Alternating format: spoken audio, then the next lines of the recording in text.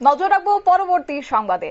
দেশের প্রধানমন্ত্রী নরেন্দ্র মোদী তিনি আজ নীতি আয়োগের বৈঠক ডেকেছেন এবং সমস্ত রাজ্যের মুখ্যমন্ত্রীদের নিয়ে এই বৈঠক ডাকা হয়েছে, যেখানে বৈঠকে থাকছেন না অবশ্য কেরল, কর্ণাটক সহ পশ্চিমবঙ্গের মুখ্যমন্ত্রী মমতা বন্দ্যোপাধ্যায়।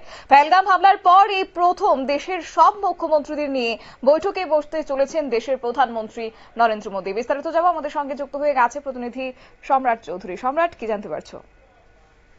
একদম শতাব্দী, আজ কিন্তু নীতি আয়োগের বৈঠক এবং পেহেলগাম হামলা এবং অপারেশন সিন্দুরের পর দেশের যে অস্থির একটা পরিস্থিতি গেছে বিগত কয়েকদিন, এখনো অবশ্য পরিস্থিতি তেমন স্বাভাবিক হয়নি। এই পরিস্থিতিতে কিন্তু এই প্রথম দেশের সমস্ত সব যতজন মুখ্যমন্ত্রী রয়েছেন, মুখ্যমন্ত্রী সহ কেন্দ্রীয় মন্ত্রিসভার যে মন্ত্রীরা রয়েছেন তাদের এবং কেন্দ্রশাসিত অঞ্চলগুলির গভর্নর সহ উচ্চপদস্থ আধিকারিকদের নিয়ে কিন্তু আজ নীতি আয়োগের বৈঠকে বসতে যাচ্ছেন প্রধানমন্ত্রী নরেন্দ্র মোদী। যদিও এই যে বৈঠক তাতে উপস্থিত থাকছেন না কর্ণাটক এবং কেরলের মুখ্যমন্ত্রী পিনারাই বিজয়ন, কর্ণাটকের মুখ্যমন্ত্রী সিদ্ধারামাইয়া যোগ দেবেন না বলে খবর, এবং পাশাপাশি মুখ্যমন্ত্রী মমতা বন্দ্যোপাধ্যায় কিন্তু এই যে বৈঠকে থাকতেন না। মমতা বন্দ্যোপাধ্যায়ের এই বৈঠকে উপস্থিত না থাকার পেছনে সুনির্দিষ্টভাবে কারণ উল্লেখ করা হয়েছে। তার অভিযোগ, বিগত বৈঠকে তাকে নীতি আয়োগের বৈঠকে রাজ্যের তরফে তাকে বলতে দেওয়া হয়নি। এই কারণ এই অভিযোগ তুলে তিনি এই বৈঠক থেকে বৈঠক বয়কট করেছেন। অন্যদিকে নীতি আয়োগ এবং কেন্দ্র সরকারের বক্তব্য যে প্রত্যেক রাজ্য সরকারকে একটি নির্দিষ্ট সময় দেওয়া হয়েছিল, পশ্চিমবঙ্গের মুখ্যমন্ত্রী মমতা বন্দ্যোপাধ্যায়ের নির্দিষ্ট সময় শেষ করে দেওয়া হতো, এটা থামিয়ে দেওয়া হয়েছে। এই হচ্ছে মূল বিষয়।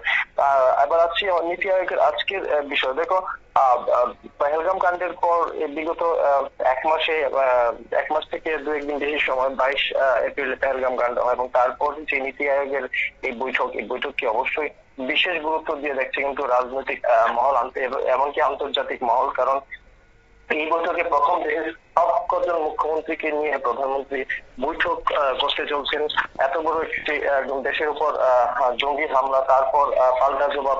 পাকিস্তানের সঙ্গে আমাদের যে প্রতিবেশী হিসেবে আগে থেকে সম্পর্ক সবিশেষ ভালো ছিল না, বর্তমানে খুবই যুদ্ধকালীন পরিস্থিতি। এই জায়গায় দেশের সমস্ত মুখ্যমন্ত্রীদের নিয়ে যে বৈঠক, তাতে অবশ্যই বিরোধী যে রাজনৈতিক দলগুলি রয়েছে তাদের মুখ্যমন্ত্রীরা রয়েছেন, পাশাপাশি বিজেপি শাসিত যে রাজ্যগুলি রয়েছে সেই রাজ্যের মুখ্যমন্ত্রীরা, ত্রিপুরার মুখ্যমন্ত্রী ডক্টর মানিক শাহ এই বৈঠকে উপস্থিত থাকবেন। তো এই সবকটি বিষয় মিলিয়ে গোটা যে আজকের বৈঠকের উপর রাজনৈতিক মহলের একটা বিশেষ নজর উঠেছে।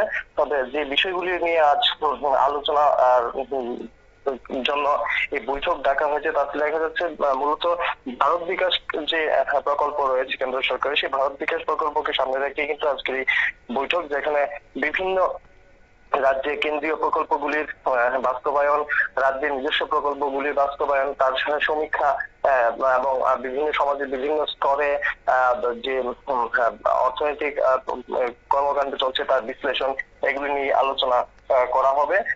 বেশ গুরুত্বপূর্ণ এই মিটিংটিতে কিন্তু আজ এখন সব দিকেরই মোটামুটি নজর রয়েছে, আন্তর্জাতিক মহলের নজর রয়েছে। কারণ সম্প্রতি ডোনাল্ড ট্রাম্প যে পদ্ধতিতে ভারতের উপরও বন্ধু বললেও ভারতের উপর যেভাবে পথ চাপিয়েছে তা কিন্তু একটি লক্ষণীয় বিষয়। তাছাড়া তুরস্কের সঙ্গে বর্তমানে ভারতের সম্পর্ক খারাপ হয়ে গেছে পাকিস্তানকে সাহায্য করার পরিপ্রেক্ষিতে, সঙ্গে রয়েছে চীন। সব মিলিয়ে আজকের নীতি আয়োগে কিন্তু ভারতের যে নীতি আয়োগের বৈঠক, এই বৈঠকে কিন্তু গোটা বিশ্বের নজর থাকবে। শতাব্দী, ধন্যবাদ। আপনারা শুনলেন, অর্থাৎ এবার নীতি আয়োগের পরিচালনা সমিতির 10ম বৈঠক হতে চলেছে। অবশ্য আজ শনিবার এই বৈঠকের সভাপতিত্ব করবেন প্রধানমন্ত্রী। পাশাপাশি সেখানে সমস্ত রাজ্যের মুখ্যমন্ত্রী উপস্থিত থাকলেও সেখানে উপস্থিত থাকবেন না বাংলার মুখ্যমন্ত্রী মমতা বন্দ্যোপাধ্যায়।